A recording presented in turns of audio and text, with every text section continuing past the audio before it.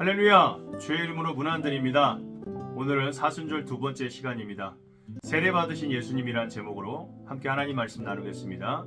오늘 본문은 마가복음 1장 9절에서 11절까지의 말씀입니다. 그때 예수께서 갈릴리 나사렛에서부터 와서 요단강에서 요한에게 세례를 받으시고 곧 물에서 올라오실새 하늘이 갈라짐과 성령이 비둘기같이 자기에게 내려오심을 보시더니 하늘로서 소리가 나기를 너는 내 사랑하는 아들이라 내가 너를 기뻐하노라 하시니라. 아멘. 당시 이 세례라는 이 물에 잠기는 종교 예식은 말 그대로 과거의 삶을 깨끗하게 씻어내고 새롭게 변화된다는 것을 의미합니다. 예수님도 세례를 받기 전에는 시골 마을 갈릴리에 목수의 신분을 갖고 있었지만 오늘 본문의 세례를 받으시면서 하나님의 아들로서 주신 사명을 감당하기 위해 신분의 변화가 일어나게 된 것입니다. 우리도 이전에 어떠한 삶을 살았던 예수님을 믿는다는 것은 성령의 세례를 통해 우리의 영적인 신분이 변화된 것을 의미하는 겁니다. 이전에 세상 속에 속하였다면 이제는 하나님께 속한 하나님의 자녀로서 우리의 신분이 변화된 것입니다.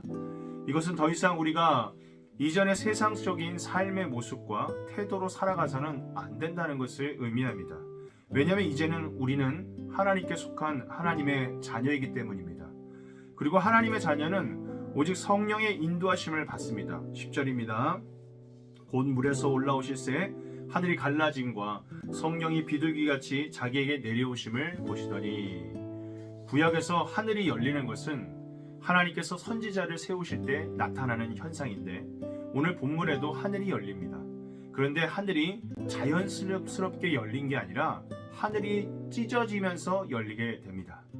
이것은 도저히 열릴 수 없는 하나님과 우리의 막혀있던 벽을 성령 하나님께서 그 막힌 하늘을 찢고 우리 가까이 내려오셨다는 겁니다. 이것은 앞으로 성령이 함께 하시는 예수님이 이 땅에 살아계시는 동안 우리와 하나님과의 막혀있던 그 죄의 벽을 다 허물고 우리를 구원하실 것을 보여주는 것입니다. 하나님은 아들 예수님의 모습을 바라보며 오늘 본문 11절에 이렇게 말씀하셨습니다. 하늘로서 소리가 나기를 너는 내 사랑하는 아들이라 내가 너를 기뻐하노라 하시니라. 여기서 너는 내 아들이라는 표현은 시편 2장 7절을 인용한 것으로 이스라엘에서 왕의 대관식을 거행할 때 사용했던 시입니다. 왕이신 하나님 아버지의 모든 능력과 권세를 아들 예수님께서 다 이어받으셨고 이제 예수님은 그 모든 것의 주인, 모든 것의 통치자가 되셨다는 겁니다. 그리고 더 놀라운 사실은 우리가 예수님을 믿고 나아갈 때 우리에게 동일한 하나님 자녀의 권세와 능력이 주어졌다는 겁니다. 하나님은 앞으로 아들 예수님이 행하실 그 삶의 모습과 구원 사역을 내가 너를 기뻐하노라 라고 표현하셨던 겁니다. 오늘 우리의 모습을 돌아봅니다. 지금 하나님은 우리의 모습을 볼 때 뭐라고 말씀하실까요? 과연 내가 너를 기뻐하노라 라는 칭찬받는 그리스도인의 모습일까요? 어쩌면 우리는 하나님의 자녀가 되었음에도 여전히 하나님이 주신 능력과 은혜를 모르고 세상의 노예가 되어 어둠의 영에 사로잡혀 너무도 연약하고 영적으로 무능한 삶을 살고 있지는 않은지 스스로를 돌아봐야겠습니다. 이사야 52장 13절에서 53장 1절을 보면 하나님이 기뻐하시는 종의 모습이 나옵니다. 하나님이 기뻐하시는 종은 백성들을 위해 고난받고 백성들의 죄를 대속하는 희생양의 모습입니다.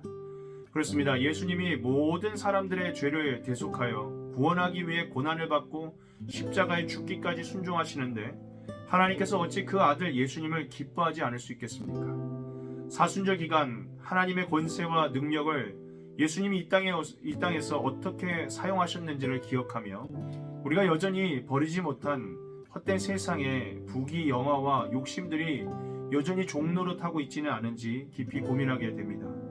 예수님께서 가신 하나님이 사랑하고 기뻐하시는 그 종의 길, 고난과 고통 속에 있는 자들과 함께하기 위해 이 낮고 낮은 땅 위에 오신 그 모습을 기억하며 그 고난과 십자가의 길을 우리도 믿음으로 함께 따라갈 수 있기를 결단하고 순종하기를 소망합니다. 그때 비로소 우리는 세상으로부터 저 사람은 하나님이 사랑하는 아들이며 하나님이 저 사람을 기뻐한다라는 아름다운 이야기를 듣는 교회와 성도들이 될 줄 믿습니다. 감사합니다.